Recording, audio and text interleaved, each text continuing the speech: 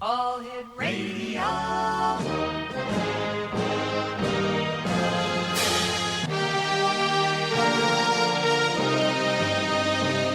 Welcome to the X Zone, a place where fact is fiction and fiction is reality. Now, here's your host, Rob McConnell.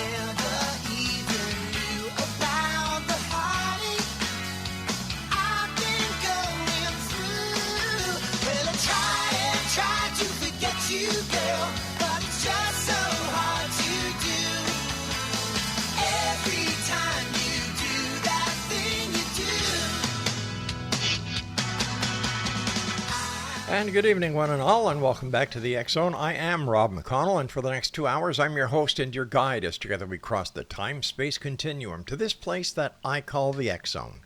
It's a place where people dare to believe and dare to be heard. It's a place where fact is fiction and fiction is reality. And the X Zone comes to you Monday through Friday from 10 p.m. Eastern until midnight, right here from our broadcast center and studios in St. Catharines, Ontario, on the X Zone Broadcast Network and streaming around the world on xzbn.net. My guest this hour, X Zone Nation, is a gentleman I've had the pleasure of having on the show before, and his name is Lon Milo DuQuette, best-selling author of 20 critically acclaimed books, translated into 12 languages, on Magick and the Occult. Lon Milo DuQuette is one of the most respected and entertaining writers and lecturers in the field of Western mystery traditions. He is also a gifted singer, songwriter, and former Epic Records recording artist whose material continues to inspire and provoke. Joining me now from Sacramento, California, where right now it's 103 degrees Fahrenheit, is my guest, Lon Milo DuQuette. And Lon, always great having you on the show. Besides being hot, how are you doing? I'm doing okay. I'm sitting out the heat wave as best as a 76-year-old man could do. What would you say to people who say, climate change isn't real? If they've seen as many decades of weather that I have, I find it sort of hard to believe that in the last 10 or 15 years, in my observation, every year is different than it ever was that time of year before. Now, I can fully agree with that because here at Christmas time, I'm from Montreal, Quebec, and usually at Christmas time in Montreal, we had snow piled on each side of the driveway 6 to 7 feet high. And where did all the snow go all of a sudden? There's no more snow banks. There's no more snow on the hills for the kids to go tobogganing. Tell me climate change isn't real. Yeah, I'll give you a few words that I can't use on this family radio show. But I will send you an email with them. Yeah, it's a crazy world out there, Lon. And as a magician, somebody who has studied mysticism, is there any mystical reason why we're going through this? Probably, but I don't have the wisdom or wit to identify it actually. But I do know that there are times, at least within human memory, that are sort of axial moments when stupid people seem to become stupider. And wise people tend to become more profound. And there's something to the Hindu idea of yugas and ages, and I have no scientific data to back this up, but I think human consciousness has effect on all sorts of planes that we can't see a direct connection to, and or it may be just this part of the universe is going through a nutty cycle, and we're all going nutty too. But it certainly seems like a dramatic shift, not only in human consciousness, but a shift in what we have comfortably thought was reality. And there hasn't been a time when we actually are facing the scientific, I guess, possibility of extinction, and that and when we look around and say, well, who do we blame for this? We have no one to blame but ourselves. I agree with you 100%, and so did my producer playing that note. I've have to give you congratulations because I understand you've got a new book that has just come out on tarot. Tell us about that. Well, it hasn't come out. It's just completed. Oh, I see. Yeah, and it's what has obsessed me for the last couple of years. It's about tarot, but the world doesn't need another tarot book. There's plenty of great tarot books around, but I think that all of the mystical studies and theories and magical techniques and things, they're all fine and good, and they're all extremely interesting, and they sort of help lubricate one's thinking process, and that can be an evolutionary aid. But if you're not using this stuff to affect some kind of positive change in you, then it's just sort of an academic exercise. So over the years, my wife and I created a tarot deck 30 some years ago, and it's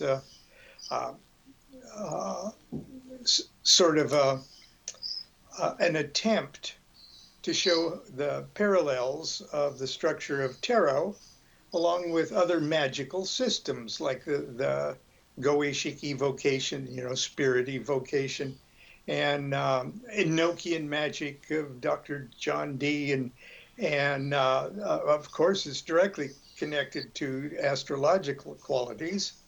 So we've got the tarot deck, the Tarot of Ceremonial Magic, and I've written a book about that, and that's still available. But I had, over the years at our Monday night magic class, which we're starting up again here in Sacramento in just a couple weeks, I tried as best I could to make it a positive experiential experience rather than just an initiatory, a self-initiatory experience, rather than just cold learning. And a couple of years ago, I ran across the black and white line drawings of the Tarot of Ceremonial Magic. Of course, the deck as it's sold is in full color and everything else. But I thought, wouldn't it be wonderful if everybody had the opportunity to carefully, one by one, have the opportunity to paint their own tarot deck? The initiates of the Golden Dawn were encouraged to do that. Paul Case's wonderful Builders of the Adytum initiatory group did that. You literally spend, you take the time to color and understand every aspect of the card. Its proper colors, its proper astrological. And I had these blank, uncolored tarot cards. And so I thought, wouldn't it just be super if I could reproduce those, full size, Right. in a book, along with all of the meditative exercises, meditations, and visualizations that would go along with attuning yourself to the cards, and make it a full-blown experience, and have the cards big enough you could color them right in the book if you wanted to, but you could also just run down to your local stationery store and print them all out on cardstock, and then customize them according to your own tastes and growing knowledge, while sticking to the fundamentals of what makes the card the card. So you and the card and the deck actually become one, because you're putting so much of yourself in it from the very beginning. And I would imagine that this would help the person better understand the cards, because they themselves have been part of the manufacturing. I couldn't have said it better myself. Aha. Okay. It is like a super consecration of the greatest talisman in Western mysticism, the tarot. It's a consecration on steroids, and and any tarot deck that you would use, or that you would prefer to use or fancy, from then on, will also be charged with that same understanding and intimacy that you've installed in yourself. It's not just on the paper, or the cardstock. Right. You're installing it all in yourself. All right, Lon, you and I have to take our first break. Please stand by. And Exonation, if you'd like to contact Lon Milo DuQuette, the best way would be on his Facebook page, and that's facebook.com/lon.duquette. Lon DuQuette. We'll be back on the other side of this break as we continue here in the X Zone from our broadcast center in studios in St. Catharines, Ontario, Canada, on the X Zone Broadcast Network, and streaming on xzbn.net.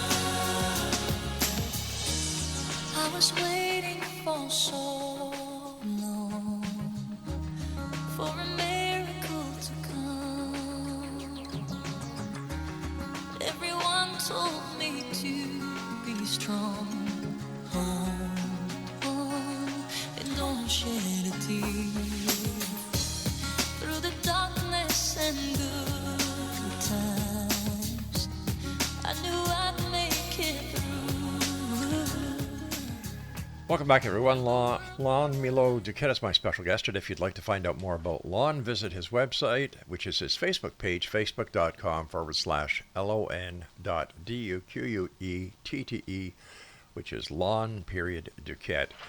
Lon, how do you think, or why do you think, that the tarot cards have lasted throughout the ages? It's lasted and it's been tested by time, and still tarot cards are here.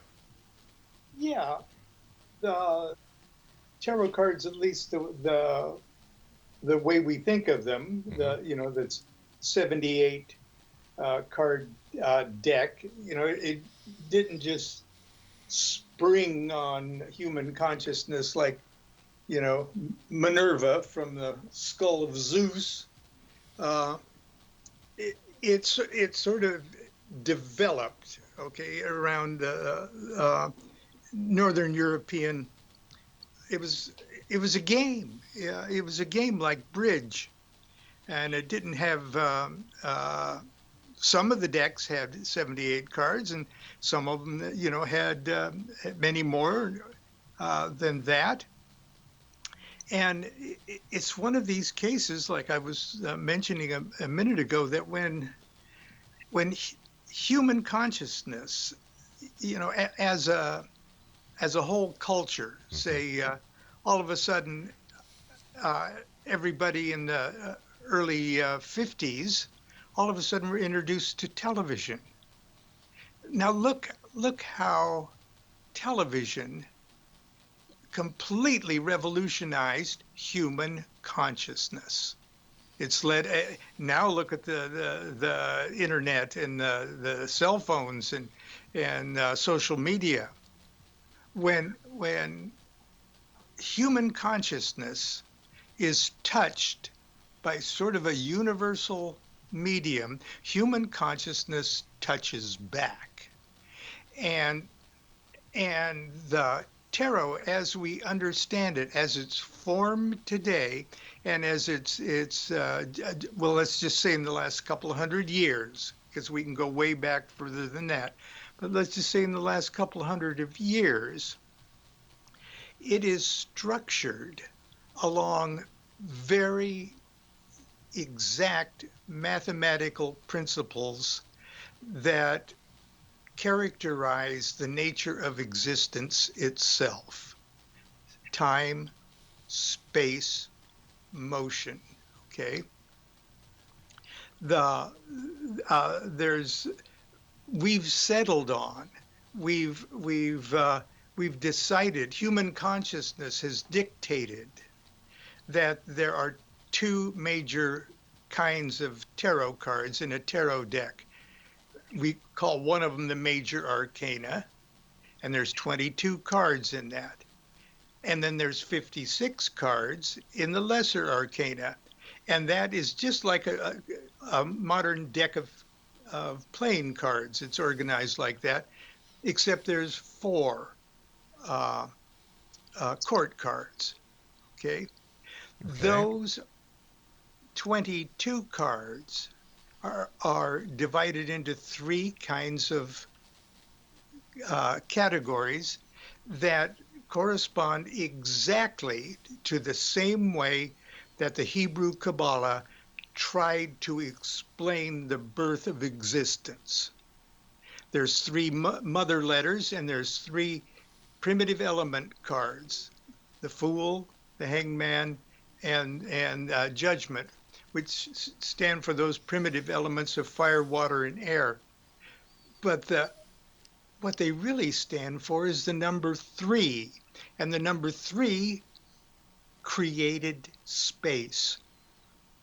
A line that's up, down, a line that's right, left, and a line that's forward, backwards. That created space. And that space has 6 walls and a center. That's the second kind of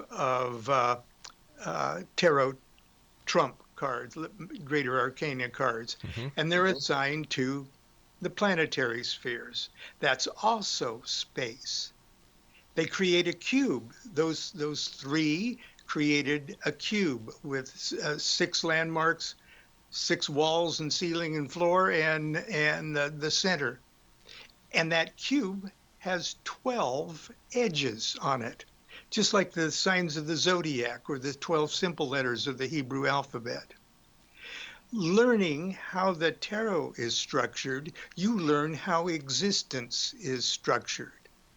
And that space that those 22 cards created, movement within that space, or relative movement within that space, is what we think of as time. So that's heavy stuff. Okay, in a card game, in the organization of a card game, you drag in the very essence, the quantum revelations of Hebrew Qabalah, and mathematics, if you will. So we're all hardwired with that same rhythm, that same pattern, that same repeating pattern of 3, 7, 12. We're walking around in a universe. We have our place within a universe of 3, 7, 12. And those are represented by the 22 letters of the Hebrew alphabet and the 22 cards of the tarot, which give added dimension, added meaning, added relevance to each of those little landmarks. So the part of the new book is well, right now the working title of the book is Building Your Own House of Cards. The House of Cards, of course, is the cosmos and your own existence. But I give you, or I train you on 3 of the working tools to build your own house of cards. And the first working tool is the Kabbalistic name of God, Yod He Vav He. Okay, and I tell all about that our idea of a manifested universe is easily looked at in 4 parts. Okay, and I do that. The second working tool is the Kabbalistic schematic called the Tree of Life. And that Tree of Life has room on the Tree of Life for all of the 22 trump cards of the tarot and all of the small cards of the lesser arcana. And then the third working tool is your understanding of that cube of space that I just described to you. And along with each of these working tools, I've created sidebar exercises, but meditations that make sure that these concepts are completely branded in your subconscious. You realign yourself. You squirt yourself with Mystic WD-40.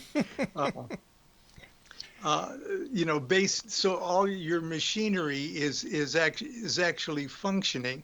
You're building this house of cards within yourself, and when you're through with this, you should be able to take any standard deck of tarot cards and make it your own incredibly powerful magical weapon.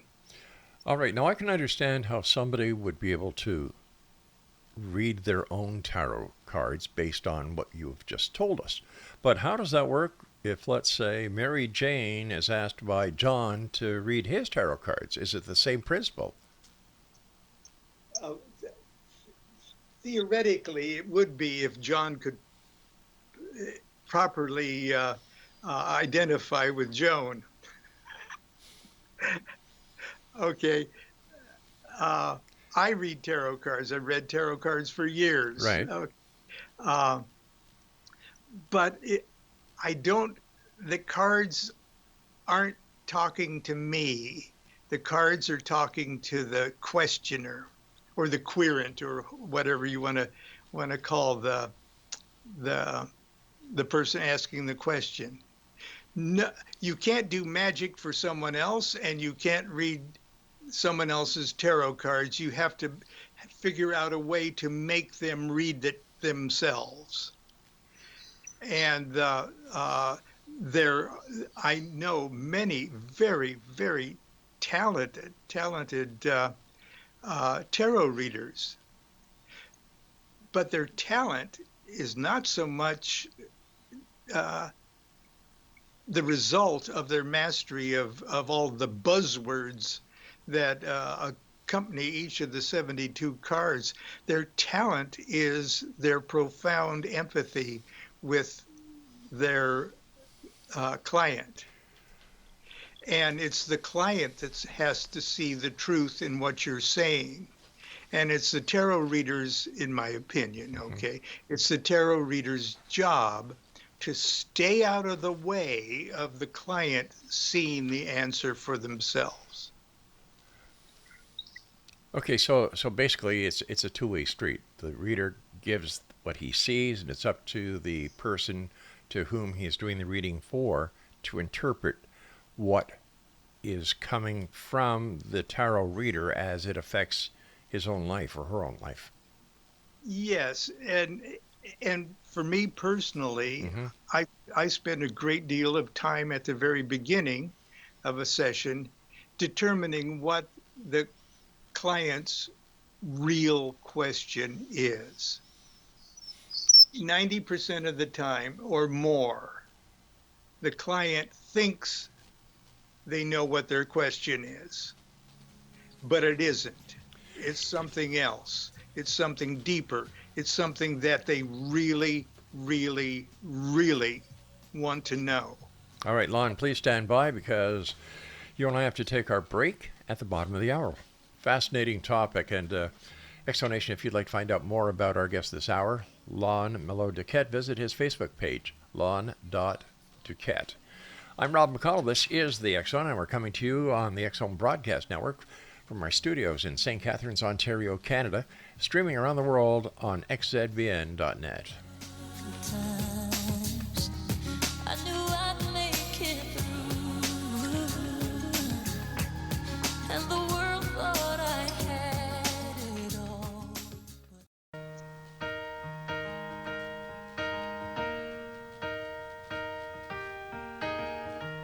Where is the moment we needed the most? You kick up the leaves and the magic is lost. Tell me your blue skies fade to gray. Tell me your passion's gone away, and I don't need no carrying on. You stand in the line just to hit a new low. You're faking a smile with the coffee to go. And tell me your life's been way offline. You fall into pieces every time, and I don't need no carrying on. 'Cause you had a bad day, you're taking one down. You sing a sad song just to turn it around. You say you don't know, you tell me don't lie. You're working a smile and you go. And welcome back, everyone. Lon Milo DuQuette is our very special guest.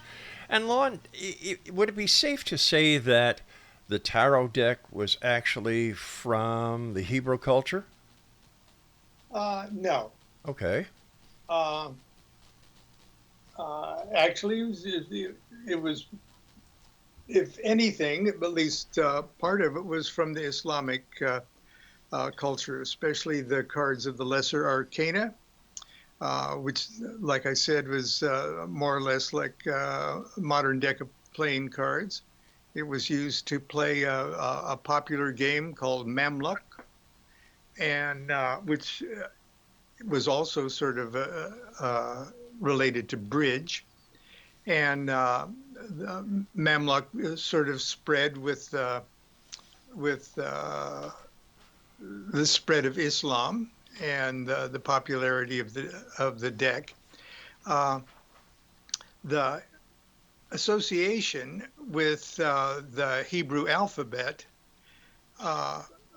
probably was formed quite a bit later when the deck became standardized with 78 cards, which is probably not before the 15th century. Mm-hmm. And the fact that the 22, what they call triphony, those are the picture cards, you know, and the cards that the Wheel of Fortune and Death and the Pope and the Emperor and Magician and High Priestess. Those cards stuck and crystallized, almost as if everybody, at least subconsciously, demanded that cast of characters in their cards. And it's then that they said, "Oh my God, there's 3 of those cards that are just like the Hebrew concept of Aleph Mem Shin."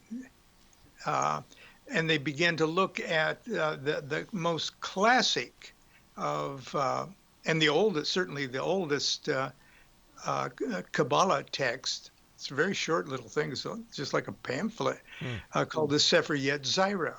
And that's what broke the Hebrew alphabet into 3 primitive elements, 7 planetary letters, and 12 zodiacal letters. And it just so happened, we always want to put the cart before the horse. The same thing in human consciousness made the Kabbalists divide their Hebrew letters up into those same qualities, was the same mechanism of human consciousness that caused Europeans to demand that their tarot cards be divided in the exact same way. And it was really late. It was like the 18th and 19th century when Europeans were starting to say, okay, we see these universal concepts totally, beautifully mirrored in the standard Hebrew Qabalah. And of course, from the outside looking in, it looks like, oh my God, there's a big conspiracy. It took, brilliant people to invent this. No, it just took time and human consciousness, because we're all hardwired exactly the same way, because we're all walking around in a dimension of up and down and right and left and front and back. Okay. We're all resonating with those same principles. So in a sense, it all came together. And with perfection like that, truth reveals itself in perfection. Beauty is perfection, okay? And truth reveals itself in beauty. So is it any wonder that cards, beautiful cards, organized in these perfect, according to these perfect cosmic fundamental principles of existence, is it any wonder that if you're just a little in tune with all of this, they could serve as an oracle? Makes sense. It really does. What came first? Lon, the mystic or the magician, the tarot card reader, or Lon, the musician, singer-songwriter? Lon the class clown. That's who came first, and that's who stuck around.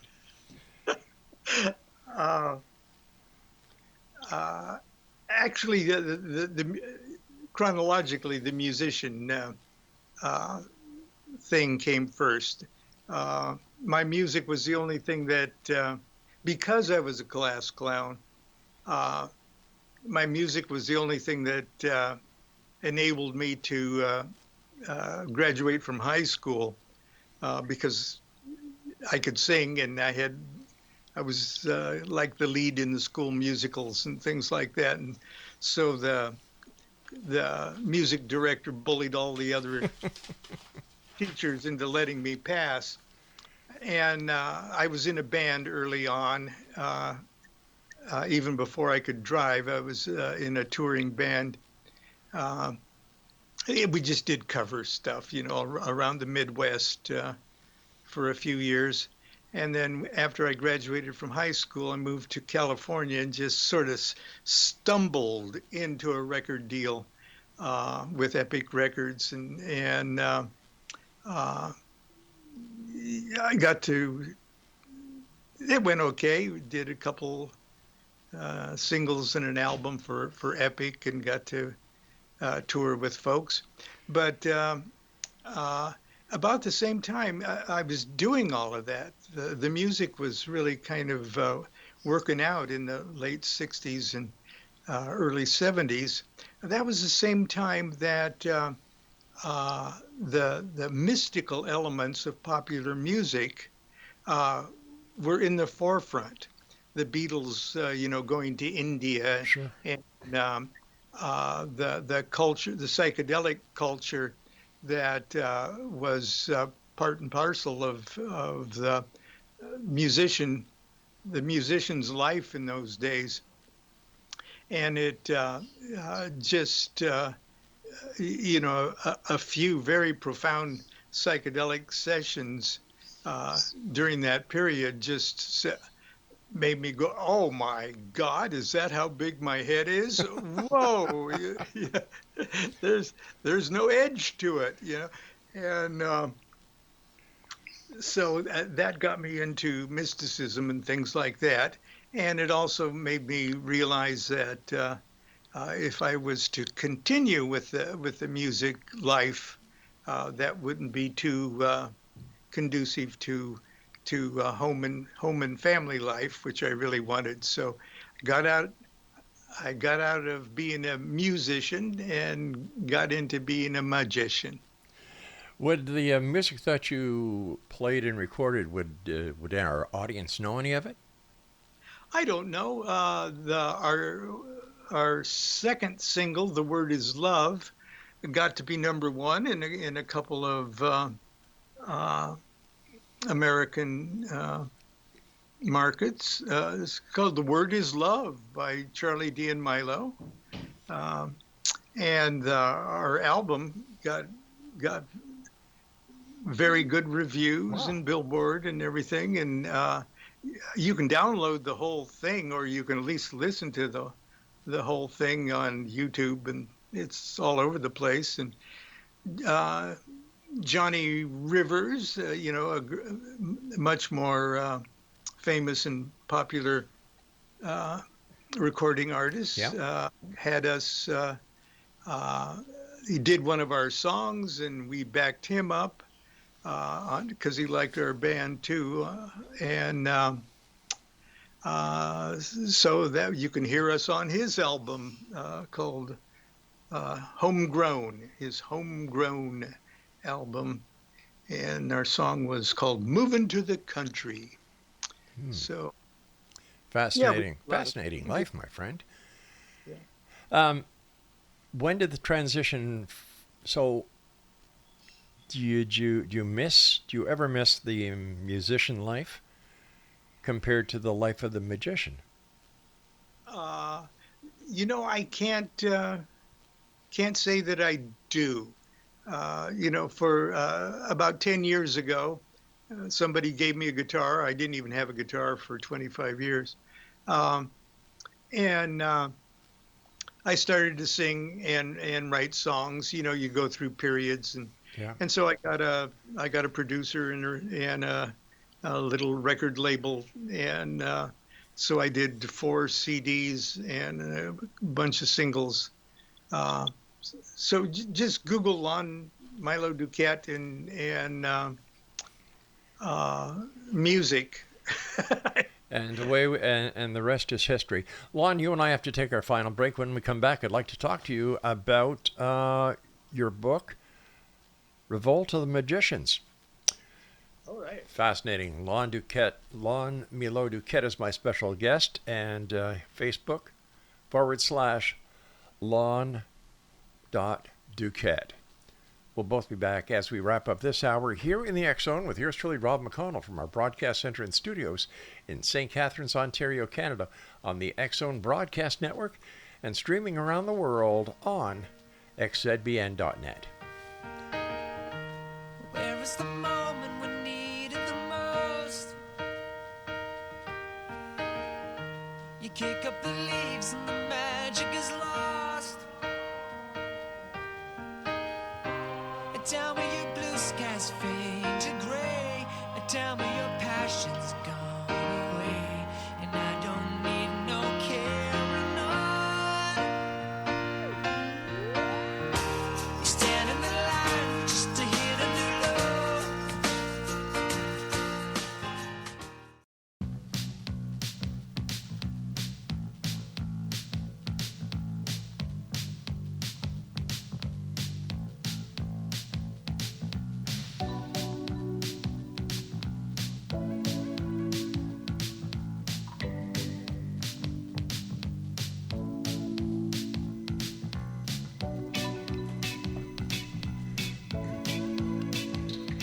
Exonation, Lon Milo DuQuette is with us this hour on Facebook, or is it just Facebook / Lon.DuQuette. We've talked about the tarot cards. We've talked about his musical career. Now, Lon, I'd like to talk about your new book that is entitled The Revolt of the Magicians. Okay. It's not really. There's a long story that, and I know we've only got we're wrapping it up here, but about 25 years ago, I was contacted by a producer with at the time it was Sony Films, and he wanted a script for a movie about Aleister Crowley. And that's just about all they wanted, a script. And it wasn't supposed to be a biography or anything really, historically accurate, but just a fun fantasy story about Aleister Crowley. And I decided that an interesting part of his life was his almost youthful experience with the Golden Dawn, the Hermetic Order of the Golden Dawn. And there was almost a comedy of events that led to of Crowley actually breaking up and destroying this wonderful organizations. And there's other characters in it, okay, that are true historic giants. William Butler Yeats, okay, is a character, and Bram Stoker, and these literally movie stars, but stars of the stage, Florence Farr and Maud Gonne, and incredibly wealthy tea heiresses, Annie Horniman. And the story itself, from a historical perspective, is very, very interesting. And there's magic involved, big-time magic, and sort of black magic and curses and things like that, all in very prim Victorian and Edwardian, manners. And so I wrote a script, okay, and it was a work for hire, so I wasn't attached to it, I got paid to do it, but it got me into learning how to use a screenwriting program and things like that, and it got optioned, okay, it got optioned by a film company, and the actor Alan Rickman signed a letter of intent to play Crowley, and we were just all so very excited about the whole thing, and of course nothing happened with it. Okay, about 10 years later, I get a call from the same guy who now works for another film company. He says, I've got, it was a Canadian film company, and they were interested in it, but they were at the time part of the UK Film Council, and had to all the principals involved in the thing had to be UK citizens. And I'm not a UK citizen, but I'd say, gee, I'll, Hello. you know, and I said, no, that won't work. But they can hire a script writer for a work for hire, and they can adapt it from a novel. And all you have to do is make a novel out of it, and then they'll give you the same points as, equivalent of a screenwriter. And I said, okay, all I have to do is turn it into a novel. So I turned it into a novel. It took a long time. And then nothing ever came of that. You're kidding. And I self-published the novel, just to get it an ISBN number and have it as a real thing. And it's good. It's funny. It's okay. And I really like it.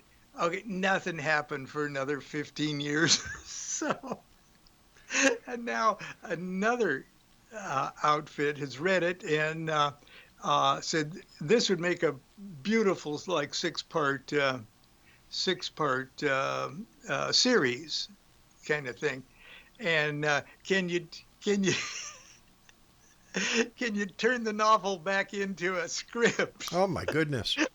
For a 6-part thing. And so that's where we're at right now. And I'm meeting with, remotely with writers, and we're now turning it into a 6-part thing. And do you think I'm holding my breath that that this is ever going to go anywhere? But listen, why can't you just ask the tarot cards? I can't read my own tarot cards. I lie to myself all the time. So. Why don't you get somebody you know to read your tarot cards who doesn't know what you've got on the burners? Well, I would trust you reading my tarot cards. Oh my God! Don't do that, my friend. I would trust you. At this point, there's my phone ringing. If it's my wife, I'm not here. Okay. At this point, I'm just amused by the whole thing, and I'm really enjoying the creative juices that are flowing again. And so I'm just going to let the cosmos let the cards fall where they may on it.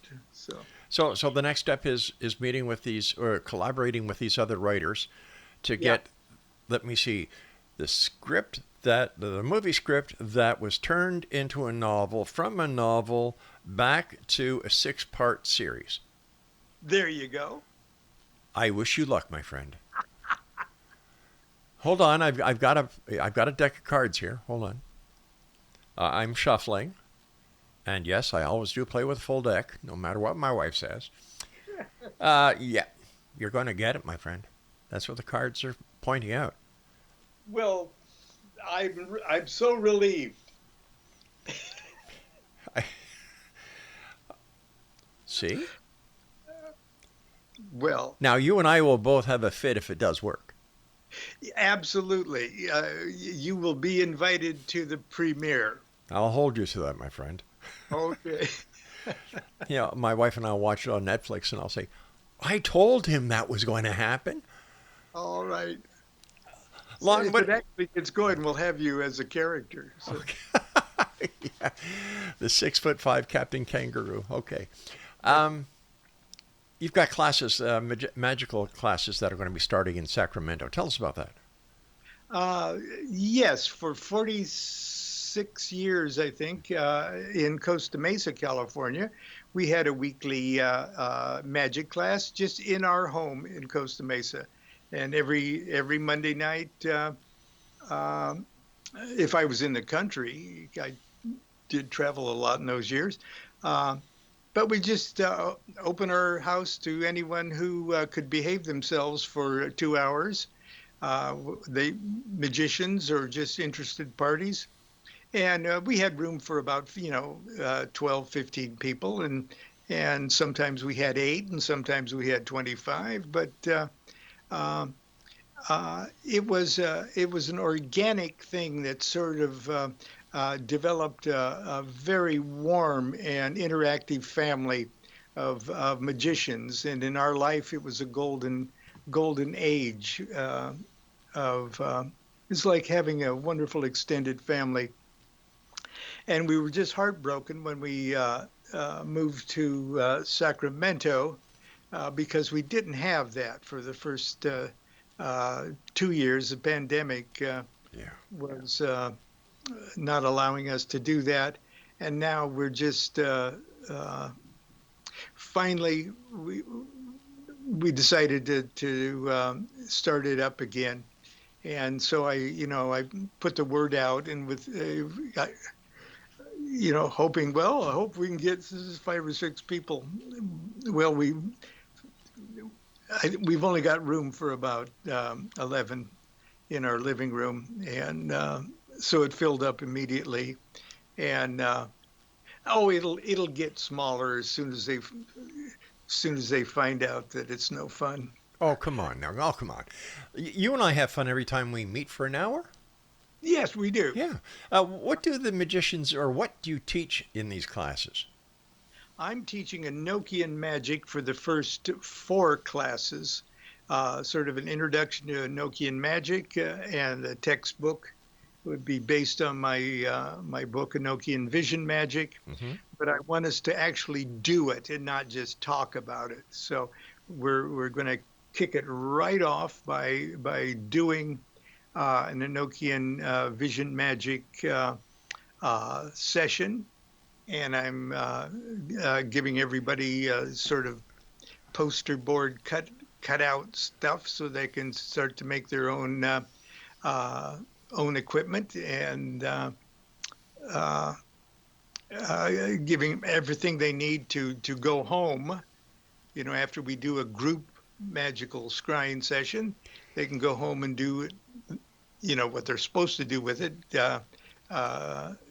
in private meditations. And so it's truly a hands-on. Let's talk about Enochian magic, but let's just jump right in and do it and prove to yourself that you can live through it. Lon, as always, whenever I have the privilege of talking to you, time goes by so fast. First of all, congratulations on all that you've done. And I look forward to seeing your movie on Netflix or on the big screen. And I'll say to my wife, there he is. I told him this would happen. I told him. Yes, because of you. That's right. Mind you, you could be calling me up in a couple of years saying, well, Screwball, now we know why you're in radio, because you're lousy at reading cards.